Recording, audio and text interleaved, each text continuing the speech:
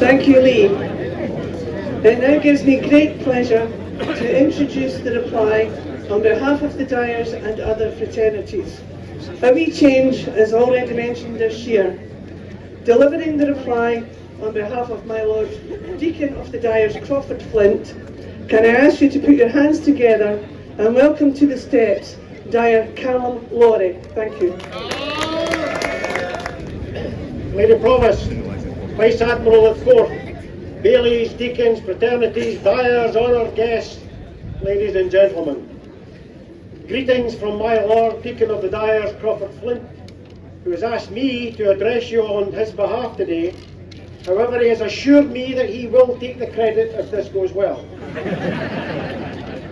It will be noticed that in the long history of the Fraternity of the Dyers, the decision to ask me, a teetotaler, to stand on these historic steps and address you will one day come back to haunt the Dyers.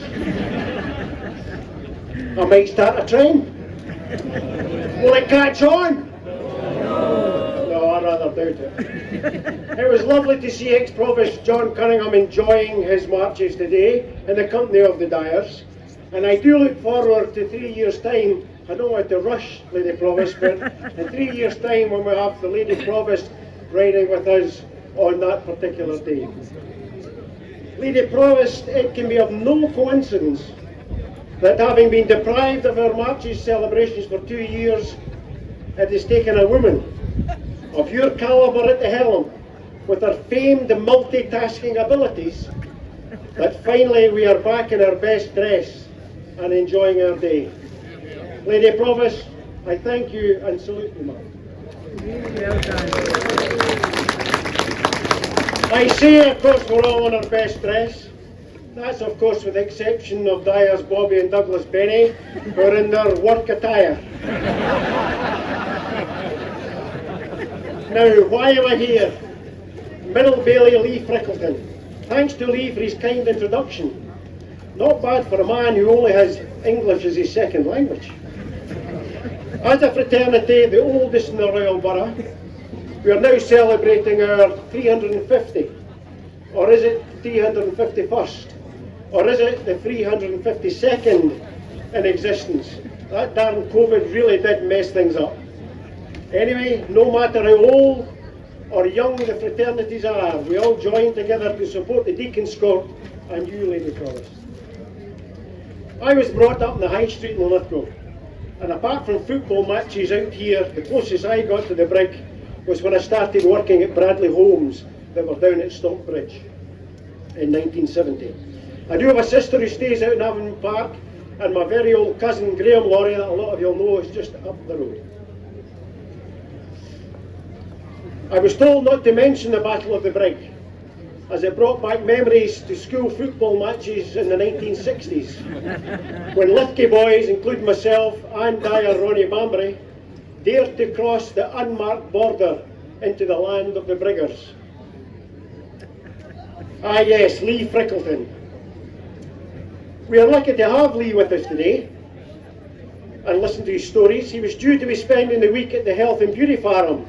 Unfortunately, he was thrown out on both counts. Lee isn't great about the house. I spoke to his wife, who tells me that Lee thinks that cooking and cleaning are 2 towns in China. Now, Lee, could I ask you, please, to return to the steps? I did warn them. It's amazing what you can find when you do a bit of research. You don't have to come all the way up. You don't. From the Deacon's Court webpage, I noticed that Lee has always wanted to carry the town standard on Marches Day. Lee, I think without practice, your chances of that are now slim. However, as you know, over the past 10 years, the Fraternity of Dyers have been handing out flags to children on the marches route, and in turn these, you know it's coming, and in turn they've been waved forcefully. Lee, please accept this gift from my fraternity and keep practicing, and one day, you never know, you may get your wish.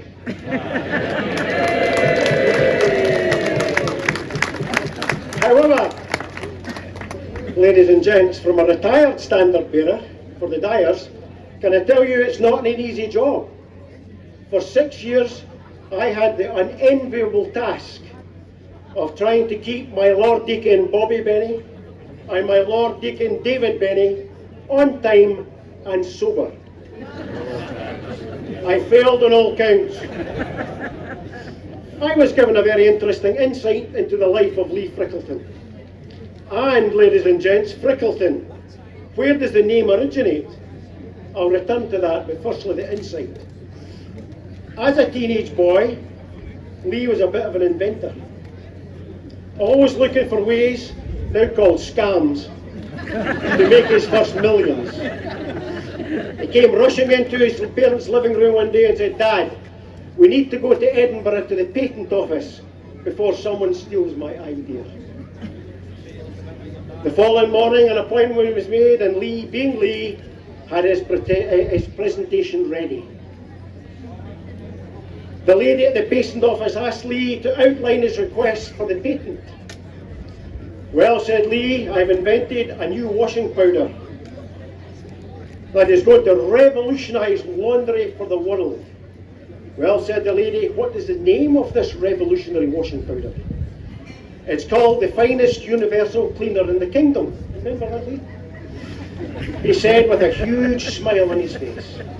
"The finest universal cleaner in the kingdom. I'm sorry, young Master Frickleton, I can't possibly patent that name, as it spells out the word F-U-C-K, and that is not allowed." "But, patent lady, I have prepared all my advertising, and I am ready to launch on STV with the help of my advertising manager, Jane, who's really nice. Please let me tell you my advertising slogan." Lee is ready, stands up, and loudly says with a smile, it's simple. "If Omo doesn't brighten it, and Daz doesn't whiten it, fuck it."